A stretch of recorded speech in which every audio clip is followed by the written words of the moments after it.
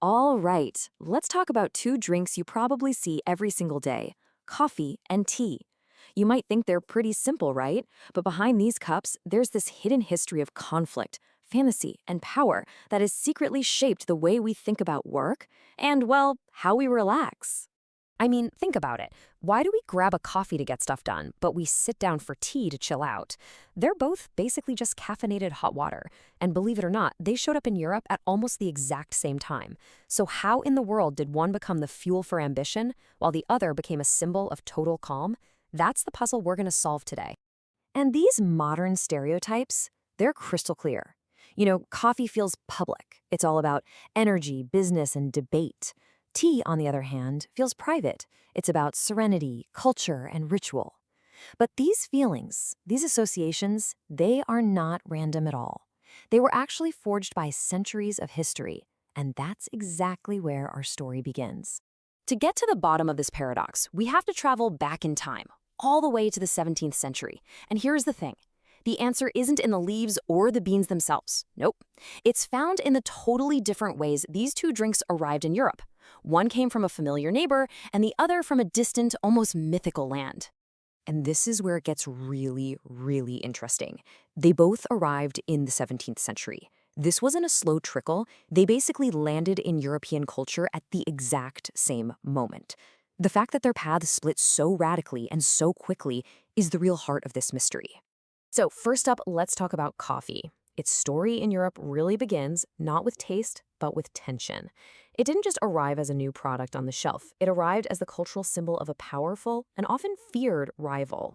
See, coffee's journey to Europe was, well, it was short. It came from right next door, from the Islamic world and the powerful Ottoman Empire. And this proximity, it is absolutely key. Coffee wasn't some exotic mystery. It was the drink of a culture that Europe knew very well and was often fighting against. Because of this, coffee was immediately tangled up in politics. It was seen as the drink of the other, tied directly to the Ottoman military and huge historical events like the Siege of Vienna. So this wasn't just a new beverage. It was a cultural symbol from a direct geopolitical rival.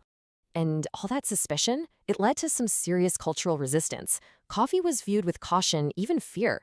It was actually branded with these superstitious labels like the devil's drink, and it faced condemnation from the church and the public, who saw it as this dangerous foreign influence.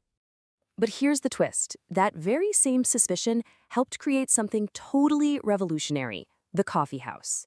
And these weren't quiet, formal spaces for the fancy aristocrats. Oh no.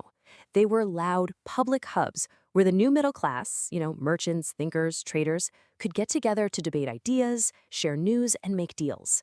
For the first time, there was a real space for business and politics outside the control of the old nobility.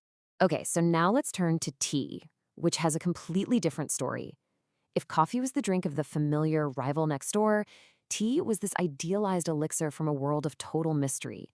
Its identity wasn't shaped by conflict, but by this immense, almost unimaginable distance. Tea came from the far, far eastern corners of the known world, China and Japan. And for Europeans in the 17th century, these weren't rival powers at their doorstep. They were almost mythical lands, known only through very limited trade and a few scholarly texts. This incredible distance basically created a cultural blank slate. With Japan being largely isolated, there was no direct political or military fight to color how Europe saw it. So instead, Europeans were just free to idealize it, imagining tea as a product from some serene, spiritual, and totally non-threatening fantasy land. Oh, and then there was the price. The long, dangerous journey made tea unbelievably expensive. This was not a drink for the masses. It was an exclusive luxury good, a status symbol that was only accessible to royalty and the absolute highest levels of the aristocracy. And this exclusivity was just cemented by these tales of elaborate rituals.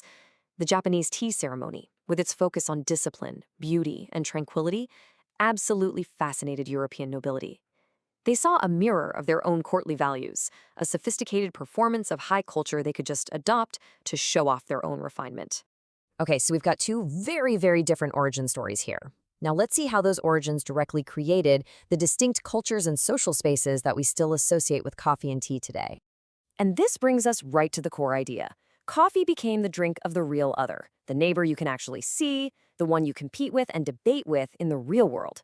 Tea, though, became the drink of the idealized stranger, a distant fantasy, a culture you could romanticize without any of that messy political reality getting in the way. So this led to two completely different social worlds. The coffee house was public, it was loud, and it was built for business and new ideas. The tea salon was its total opposite, private, refined, and designed for the aristocracy to reinforce tradition and show off their cultural status. So, what does all this really mean? Well, ultimately, the different paths of coffee and tea weren't really about the drinks themselves. They just acted as a kind of mirror, reflecting Europe's relationship with two very different parts of the globe. Let's just boil it all down. Coffee's story is one of proximity, conflict, and reality. Tea's story, on the other hand, is one of distance, mystery, and idealization. One was grounded in the messy, energetic reality of politics and business. The other was lifted up into an abstract symbol of art and spirituality. And that history is literally steeped into every cup you drink today.